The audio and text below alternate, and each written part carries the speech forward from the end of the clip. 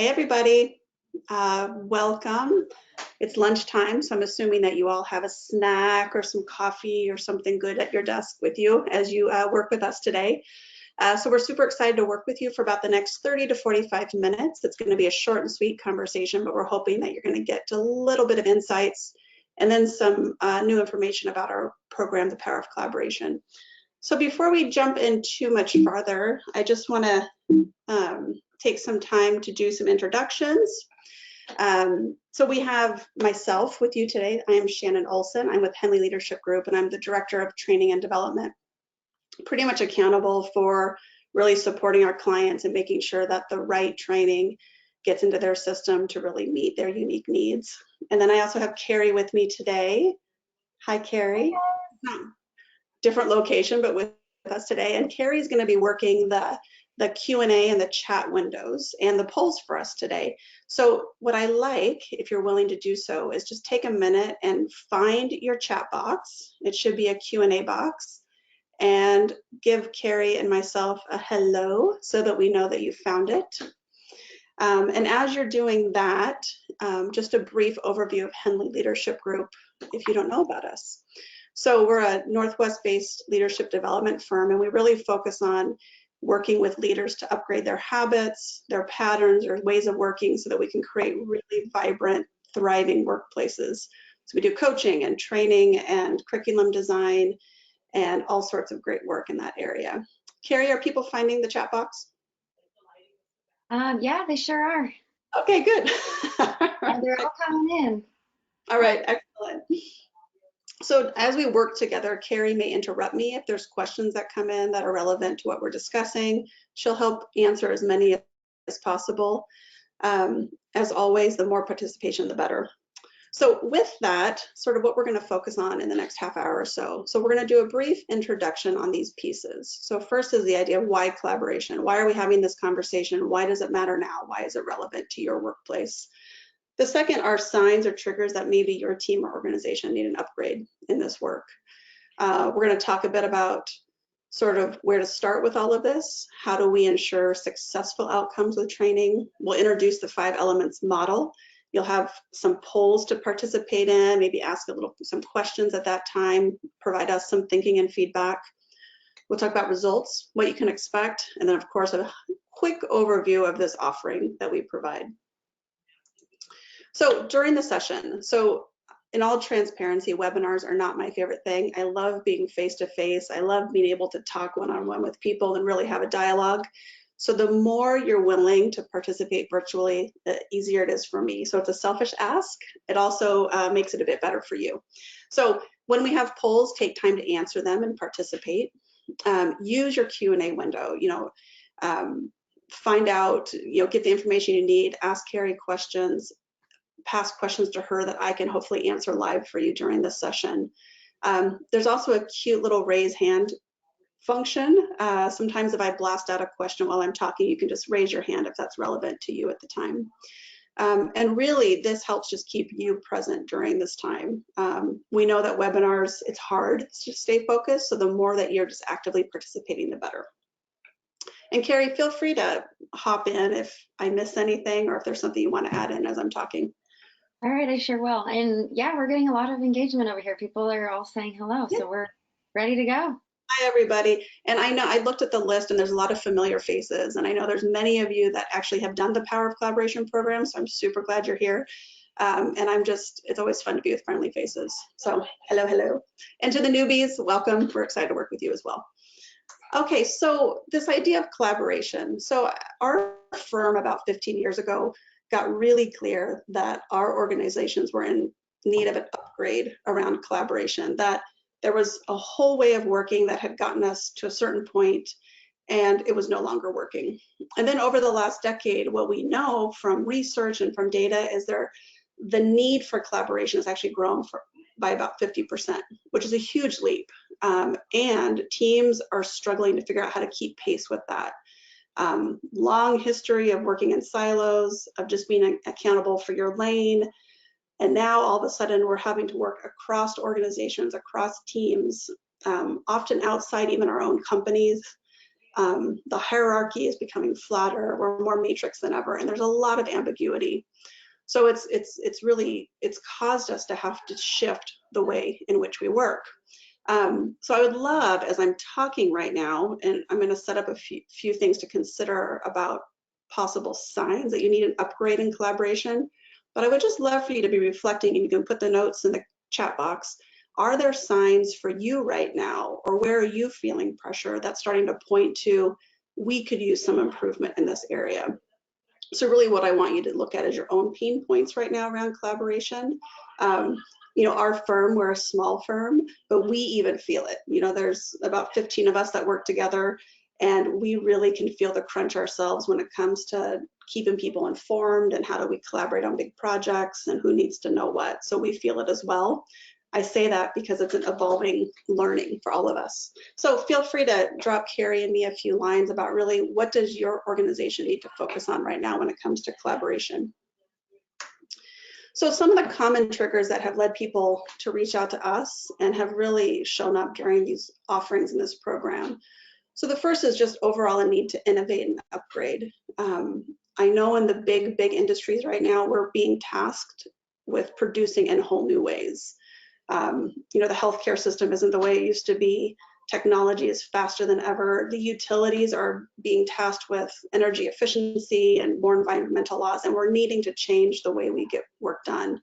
And collaboration is at the heart of that, because we need really good minds working together to produce really the remarkable. So there's also uncertainty, there's ambiguity. One of the #1 reasons is overall just a struggle with how do we communicate and speak directly to each other. And as I'm going through this, if any of this is resonating, just give us a quick hand raise or let us know if this sounds familiar to you. Another thing, so we have struggles with communication, conflict, feedback, and sometimes we just notice that there's stagnation or something has stalled within the system. So it could be that the learning of the employees has stalled. It could be that big projects that you're super inspired by have now gone flat. And that's all signs that a collaboration boost is needed. And then also, I think on just sort of the why from the heart of why all this matters is just really creating energized workplaces where people are happy and healthy and vibrant and committed to the business. All of that, in many ways, is the heart of collaboration. So Carrie, is there any notes? Is anyone popping in with any ideas or any feedback at this time? Or are they too busy eating sandwiches? Maybe a little bit of both. I've had a couple of hand raises saying that they feel this in their organization and that it seems relevant for them. And then Awesome. I heard from one of our participants that, you know, communication and keeping the message consistent across the team is so important, and it seems relevant to what you're talking about, that consistency factor. Beautiful, thank you, great. Yep. I appreciate those who have chimed in, wonderful. So this is all signals that maybe it's time for an upgrade. And my last one is really the favorite, which we don't always have to have a problem. You know, it's not like a problem has to lead you to training and development. Sometimes what's clear is your team is just really ready to produce the remarkable together, and you want a great structure and framework to make that happen. Shannon, so we had Yes. someone add about the pain point of deadlines and how that can really make collaboration seem impossible, or, you know, make it flounder. Yeah, You don't have time for meetings because you're just trying to get things done. exactly. Or there's an experience that collaborating takes longer. And usually why it takes longer is because we're missing something else, like direct communication or clear accountability. So we may hit on some clues for you in the next 30 minutes that may help with that one. That's great. Thanks, Gary. Okay. So another thing to consider when we take on sort of upgrading our ways of working is sometimes our big efforts fail. And I'm pulling from Peter Senge's work at this time. He wrote The Fifth Discipline. And what he points to is the need to really start at the center of this diagram, which is this idea of how we think, interact, and take action. So often when we hit a breakdown or when things stall, we think about new products, new services, we need more data, we get fixated on that outer circle, and then we apply something and it doesn't quite work. Or maybe we say, okay, we need more rules, more structures, more processes, and then that'll fix this thing. And then we find that that doesn't work. And what often gets overlooked is the need to really develop the people at the heart of all of it. And really for them to do the hard work of upgrading the way they think, the way they're interacting with one another, the way they're taking action, the way they're following through. So in our work, we start there. Everything we do is from that inside out approach, where we need the people who are ultimately accountable for delivering, to know themselves well and to be well aligned as a team, and to be, connected to the big why behind what they're doing. And then, of course, after that's handled, the rest comes easily. You have people that are invested in the structures and the process, and you have people that are committed to the products and services. So the invitation to you as you look at this is, how are you developing the core and then pushing it out? So that inside out leadership model, for instance. All right, good. So that's just something to consider. So we're going to talk through high level this idea of the power of collaboration. So, we have a short time together, so it's not going to be a deep dive into this body of work, but we're going to introduce the 5 elements that need to be present and tended to when you take on a collaborative project together. Knowing that this is part of a larger body of work, and for those of you who have done the 6-month deep dive or have done the virtual series, you know that there's really concrete tools for each of these distinctions. For today, we're going to talk about the 5 elements, and it'll be enough for you to begin to spark your thinking around, how do I bring some of this to my group? Where do we need to improve? And where are we already strong? So as I go through here, that's what I'd like you to be thinking and considering. And as always, please drop us some few notes so we can build it into the conversation today. Great. So the first element is this idea of developing trust and respect. And if you look at any great leadership model, often trust is the foundation of all of it. What we say is that highly collaborative teams and really, really great groups, they make this a priority every single day. So the work is not like, go do a trust building activity and now we're done. The idea is that every single day we're going to do something that has this be continuously developed. The greatest groups I've worked with, they are highly aware that every conversation, every action they take is either building and developing trust and respect, or it's possibly chipping it away. So they're very conscious of that. So part of this idea of really having this element of collaboration present is you want the right people in the right jobs. That's one of them, that you really have people that feel like they can be trusted to get the job done.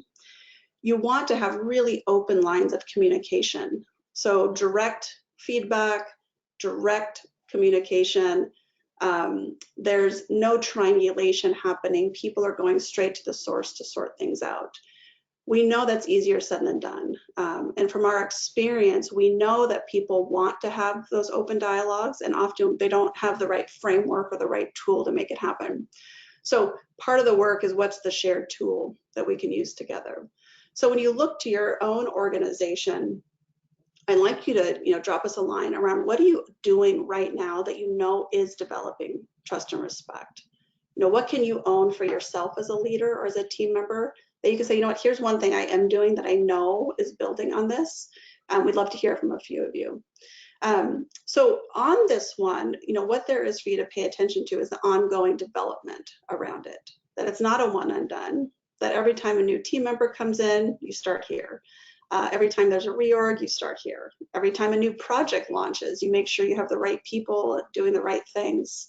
And you begin to look at, how do you cultivate a team and a workplace culture where open dialogue is welcome and safe and accepted. So I'm going to pause. We're going to take some time to have a poll. And Carrie, while they're polling, if there's anything coming in, just let us know. Yeah, If you want to, so this first poll is, we're going to be thinking a little bit about feedback. So what we're curious about is your relationship to it, because what we know is that when feedback is present, trust and respect escalate. And it's something that's deeply needed, and it's one of the quickest ways to develop it. One of my favorite sayings around trust and respect is from Patrick Lencioni, and he says that trust does not take time, it takes courage. And courageous conversations are that is around feedback and direct. So Carrie, if you want to launch the poll and let people sort of peek at, great. So As I said, feedback's one of the quickest ways to build trust and respect. We'd love to hear from you around what's your team or yourselves or your organization's current relationship to this idea of feedback. Is it happening? Are you building on it? What do you notice about your own relationship to this? Great. I see answers starting to come in. I'm going to give it another moment. Give people a chance to set down their sandwiches. I'm having tea. Yeah, me too. Looks like we have about 60% in, so I'll just wait another moment or two. We have time. Yeah, we do. While we're waiting, so some of the ways that people are trying to actively, develop trust is through coaching. Someone says active listening and mirroring. Yep. And another shared with me that they're being transparent with some recent cuts in the department so that everyone on the team knows what was, considered or what was being balanced when it was made. That's great. Beautiful examples. It makes me so happy to hear that. I love the transparency piece. We've worked with many organizations that are going through reorgs, that they have to lay people off, and I always say there's more room to be transparent than not. So well done to whoever said that one. All right, Carrie, do you want to share the results? Yep, I sure do. All right. So it looks like we're kind of across the board. Yeah, great. So a few things just depending on your category and where you're poked. So for those of you that are having the conversations, well done. I know it's bold, it's courageous, it's something even I myself have to work so hard at just doing it because it's conflict. It creates tension. I would say it creates a really healthy tension that's needed for our development. And then for the few that are perhaps really not building on it, you can begin to look at what can we do more consistently to focus on this aspect. The resistance and the hit and miss, what I will offer in that area is usually what's missing is a framework or a tool. So what I know is that people want to have these conversations, they want to be open, they want to deliver it, and what they need is the shared framework. So that's something for you to consider. And for those that are really in a situation where it feels unsafe, first of all, I would love to talk to you about that personally and learn more about that. What's important is to perhaps find one colleague that you could begin to practice with. The idea of slowly pushing on norms.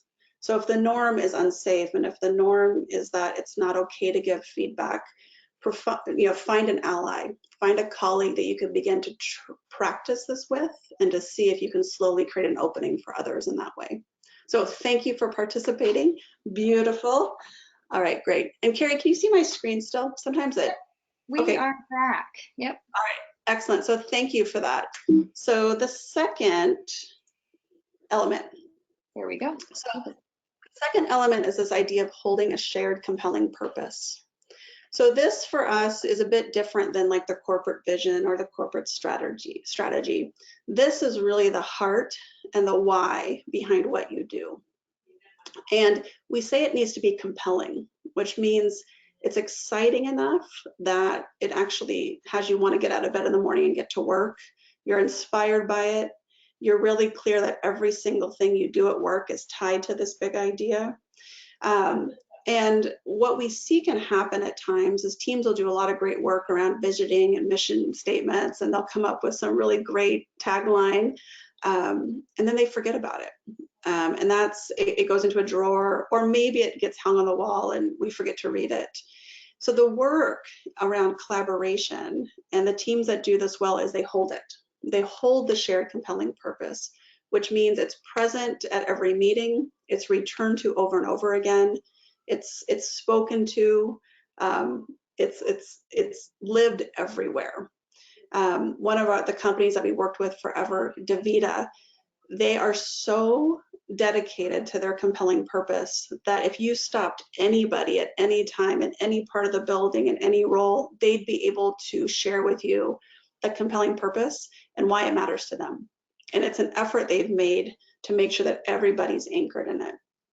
So in our collaboration work, we look at perhaps what's the team's compelling purpose, But we also looked at how do we bake this idea into the day-to-day projects that we're on, so that every project is anchored in a big idea. And what we want it to be is beyond just something to produce, but we want it connected to the big why. How is it changing the culture? How is it improving the workplace? How is it supporting our customers? How is it making our team better? Answering some of those questions around, the big why behind what we do. So if you all out there already have a clear idea around your purpose for your team or a project you're working on, feel free to drop it into the Q&A box. We would love to hear a few of those. And then in the meantime, let's launch our next poll, Carrie, so people can either answer poll or put some comments in the box around what their current purpose is at work. Okay. And the next poll is it's the knowing one, right, Shannon? Knowing your why? Yeah, knowing your why, correct. Yep. Okay. Perfect, thanks.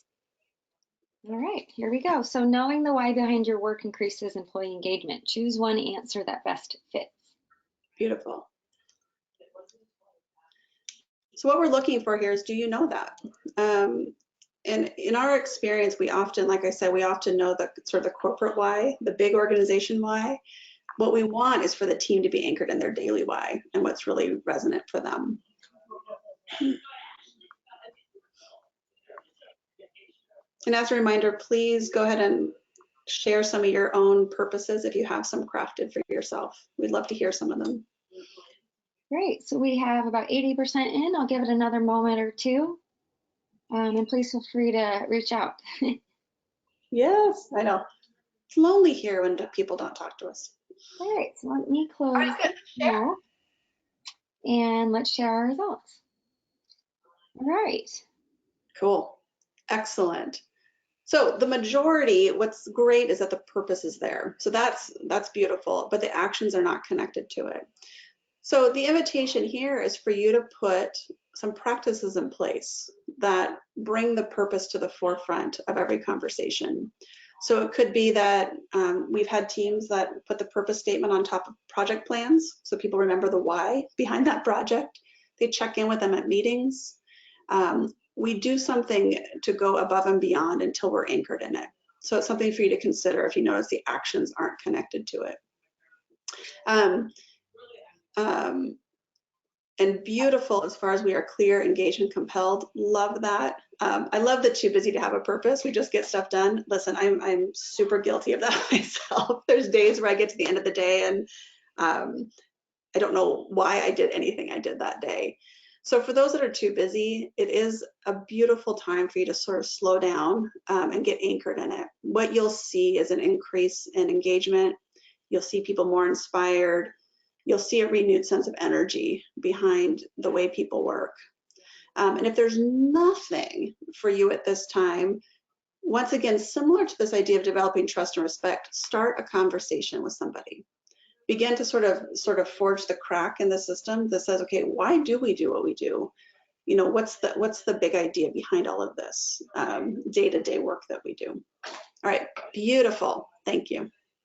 So Shannon, one of our guests asked if you could share a little bit more, like another example or two of actions that match, or how to increase actions that match the purpose of an organization.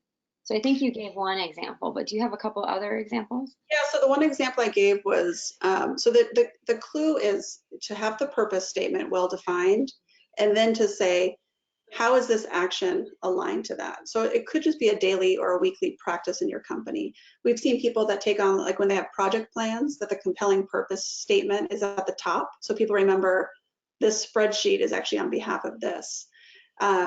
It can be that you check in with it at team meetings. One great question is, what have you done this week to deliver on our compelling purpose as a team, and have people do some storytelling. That's a beautiful way to hear what's current and relevant for folks.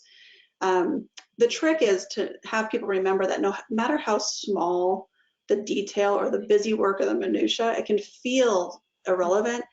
The work is to remind people of the big idea over and over again. So I hope that's a few ideas that can help. Yeah, I think that's great. Good. Shannon. Okay, so the third is increasing competence. So we challenge teams and leaders to work in 4 areas of competence. There's the physical, the intellectual, the emotional, and the spiritual.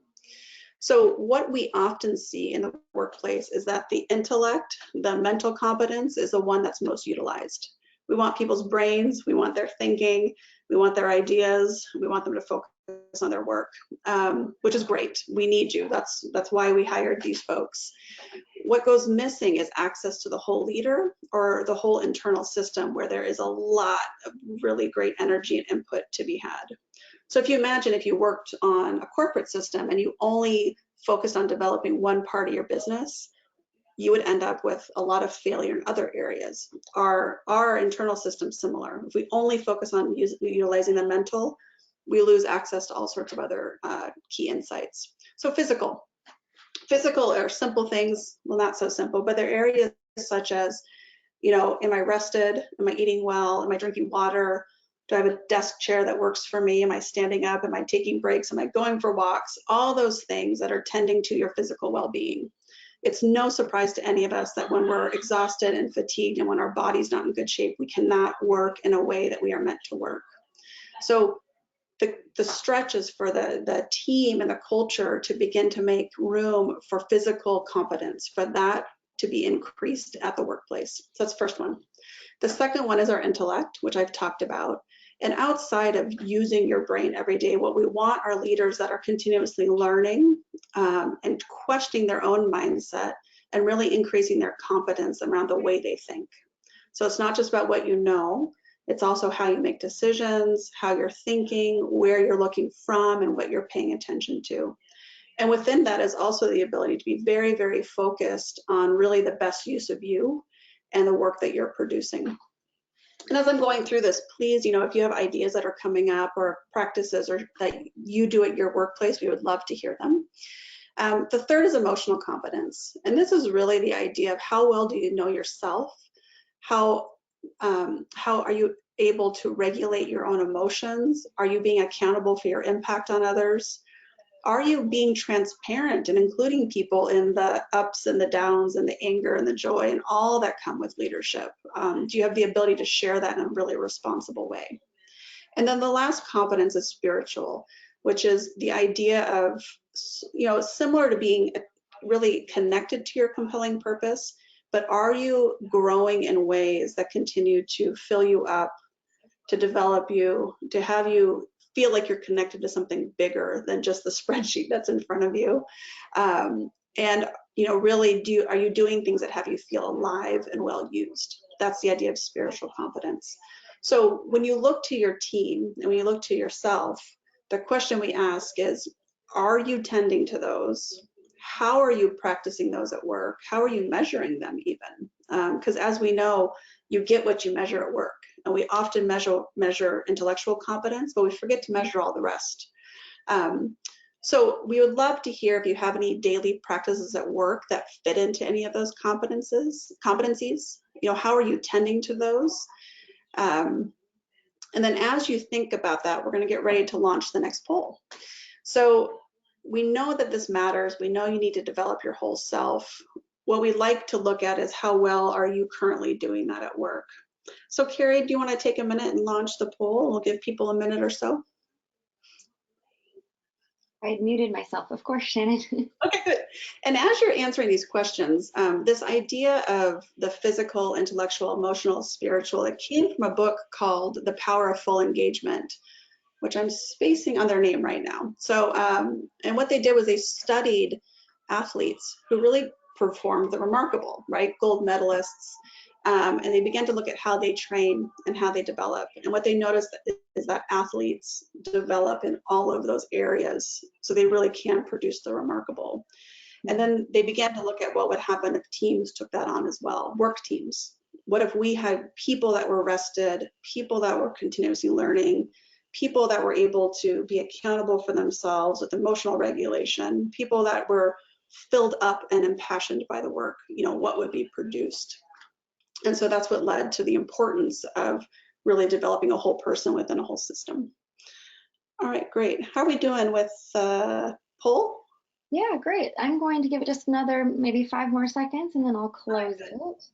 And any new input or feedback from anybody out there? Yeah, so what I've heard so far is that spiritual is the one that so often gets forgotten, and that Yes. it's really important, and that they were glad to see it up there. Yeah. Another I've heard, oh, do you want to go ahead, Shannon? No, Um, and then my workplace encourages three of the four areas, but spiritual is hard to address. yeah. Also shared. So another way to look at the spiritual is it's our humanity. Hmm. Um, so how do we bring more of our own humanity to the workplace is a good way to look at it. Um, and it's also cultivating practices at work where um, we make room for that. Where we make room to slow down and be connected and to make space for the moments in between. All right, good. So I see that you shared the results. Beautiful. So stretch for everybody on this webinar is the work toward increasing competences in all four areas. So my Hmm. guess is, given your feedback, Carrie, is the spiritual is the one that gets dropped out. Now, depending on your workplace culture, you need to figure out what's going to work best for you guys given your constraints. But if you can look at it from the perspective of how do we make more room for people, how do we make more room for humanity, how do we begin to look at how are people inspired and impassioned by the work, that's a great way to start. It's a great place to begin. I think sometimes why it gets dropped out is people collapse it with religion, and it's not. It's really what we're looking at is, like I said, how do you feel inspired at work? So I heard from another person writing me that says, this spurred attention to how can I as a leader give my team permission to spend time on aspects other than the intellectual? Yeah. Our broader community, heavily relies on the intellectual competency that we bring, but that, this is bringing to attention that there's other areas that we Yeah. need to be caring for, and how can I encourage them to take care of themselves in those other areas? Well, the first thing is it starts with you. So they will do what you do as a leader. So if you do take care of all four parts of yourself in that way, begin to share stories about how you're doing that and how it's impacting your workplace. We do a process called a check-in with teams, and sometimes we have them check in about all four areas before we start a meeting. How are you doing physically? How are you doing mentally? How are you doing emotionally? How are you doing spiritually? Just beginning to create room for that. So that's an easy way to start. And then you do want to look at measurement, like, what makes for a successful employee? If this is something you're committed to, you may want to look at, if this matters, then we need employees that are on for developing all of that. How do we measure that? So that's a few things to think about immediately, but the check-in is like an easy way to start and for you to demonstrate that you do it as well. Beautiful. How are we doing with time? I think I need to talk a little faster. Okay, we Okay. are 12:33. All right, perfect.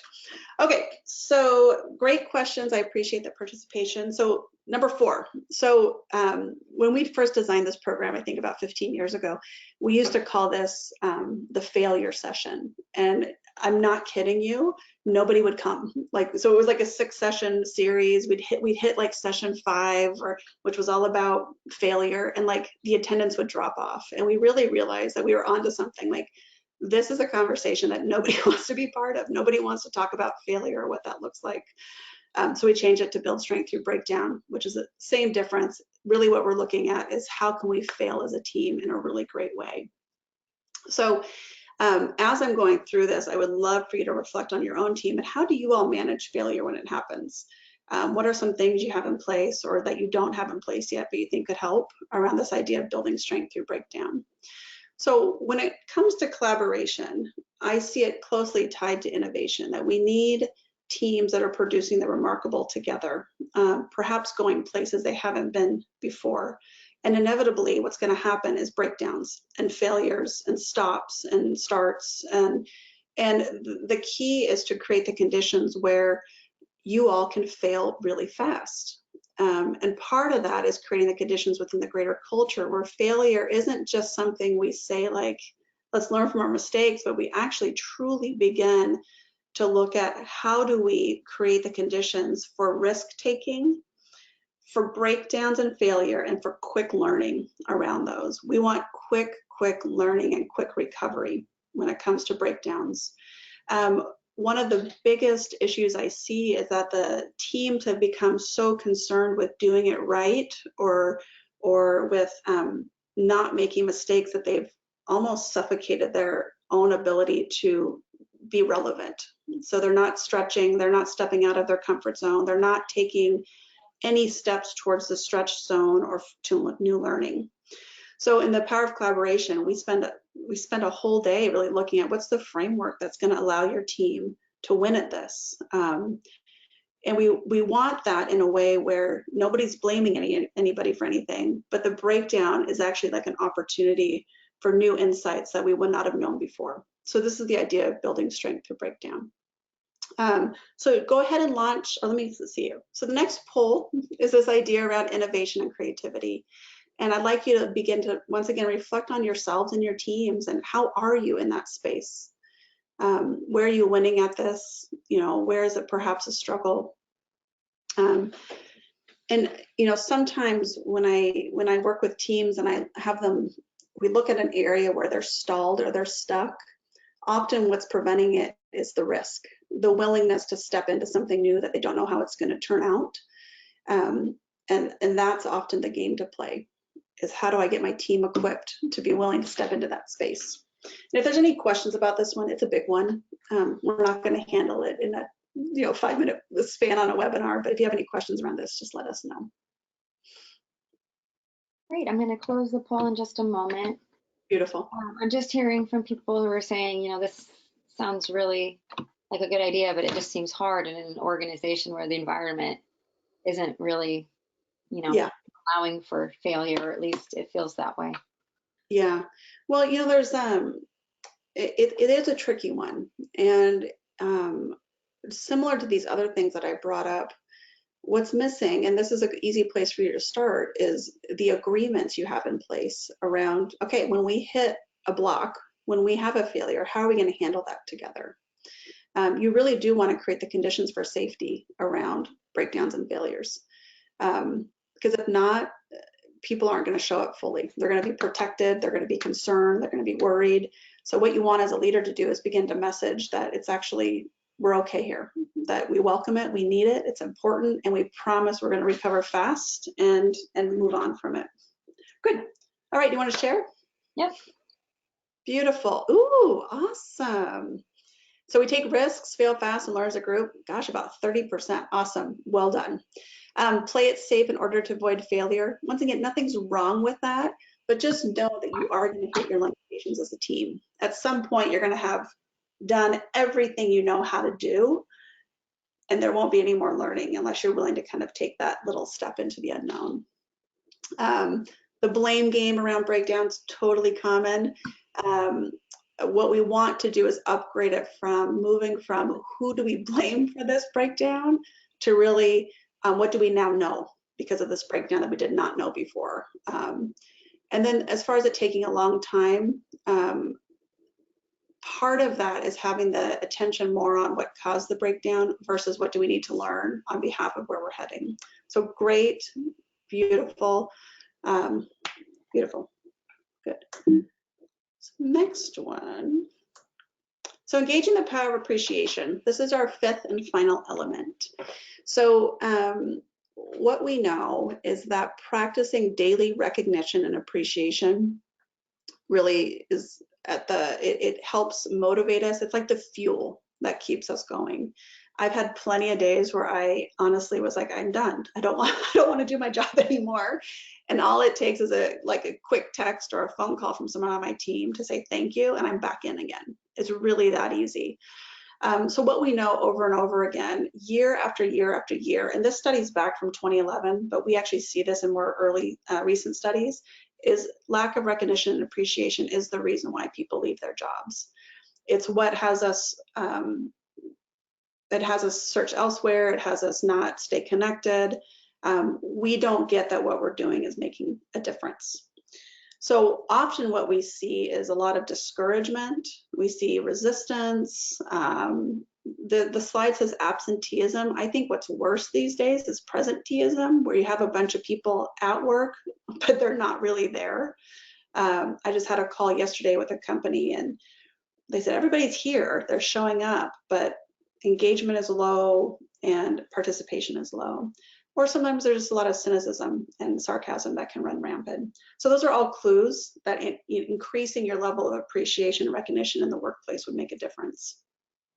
So it's what I love about this element is that it costs nothing to do. So I often cringe when I hear that systems are implementing these massive recognition software systems and employee engagement and these huge investments. When really my invitation is for it to start on the individual person-to-person level. Create the conditions for people to just start saying good things to each other. Personal, one-to-one delivered communication around appreciation is one of the most potent things you can do to re-inspire a team. So if you're having burnout and you're like 9 months into a project that was supposed to take 9 weeks, doing a round of appreciations with your team will spark it. It'll get you back in. And literally it's just going and saying, what are we grateful for? What's working?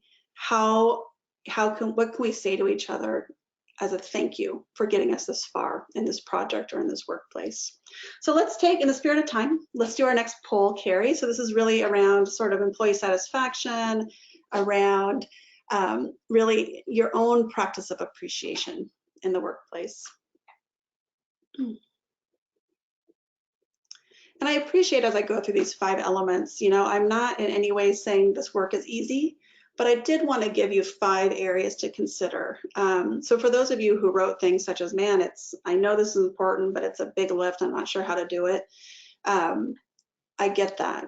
And I want to remind you that you do have access to set up a call with me after this to talk through some more ideas. So I'd be more than happy to chat with you about some more practical ways to implement some of this.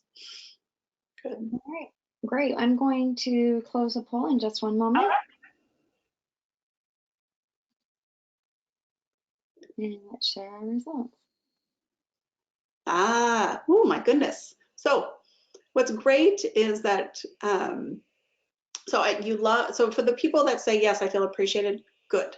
My only challenge to you would be to check in about that. Sometimes I think I'm appreciating people and I realize that for some reason it's not landing. It's not resonating over there. So just check in about that. I love that appreciation is personalized. There's a sweet little book called The 5 Languages of Appreciation in the Workplace, and they talk about the importance of that. We focus on what needs fixing. I would say that this is the default of the way we think. So what we know is the brain has a negativity bias. We will shift and look at what's not working first. So it's an upgrade that's needed. So spend some time looking at what's working, spend some time looking at what there is to appreciate within your team, and take some time to speak to that as well. Beautiful. All right, good. So we're heading towards the close, the wrap up. So real high level, real quick, and by the way, you're going to get all of this after the webinar. The work around power of collaboration is an inside out model. And really what we're looking at is this idea of building greater self-awareness of every team member. And what we've noticed in all of our research the last couple of years in our ROI studies is if you can get that built first, if you can have people that know each other well, it has a huge ripple effect into the outcomes. So here's sort of the top 10 things that we've seen over the last 10 years that are produced from that work together. And then for those who love the numbers and the money matters, the ROI. So we have tracked ROI, financial ROI. We had a bias forever that really, if people are just better at work, then we're better in general. And we did the hard work the last 2 years of kind of grounding it in numbers. And you can see in this one particular program that these people invested in, it was about a 225% return on their financial investment. And then out of that came multiple stories of how the team and the organization have shifted because of that. So next actions for you as we close out. So share your insights from today with your team. So go back, say, hey, I learned these 5 elements. Here's some things I'm considering. How can we work together to increase our effectiveness in this area? Maybe choose one area to focus on as a start. So appreciation might be a good one, building strength through breakdown, whatever resonated with you the most. And please take the opportunity to call me and talk a bit more about this. I love this program. I love these conversations. it makes a difference to the organization. So don't hesitate to reach out. You'll get a note on how to book that call with me after this webinar. Carrie, anything that you want to add on before we wrap up? No, I think we're just been, writing back and forth. I'm getting a couple people saying thank you so much. This was helpful. Beautiful. People talking about appreciation and how, they want to try to incorporate that. And how, like you said, it costs no money, and how you could try to do that with sincerity versus, checking the box and moving on. It's free. Yeah. Exactly. Okay, good. Well, thank you, everybody. I really appreciate it. I look forward to the future phone calls. We're available if needed. I hope it was a great way of spending your lunchtime today, and I hope there was at least one thing that would help make the rest of your day even better. So take care, be well, go work well together, and we'll chat soon. All the best. Bye, guys. Thank you, Carrie. I appreciate you. I appreciate you too, Shannon. Thank you. Bye-bye. Bye.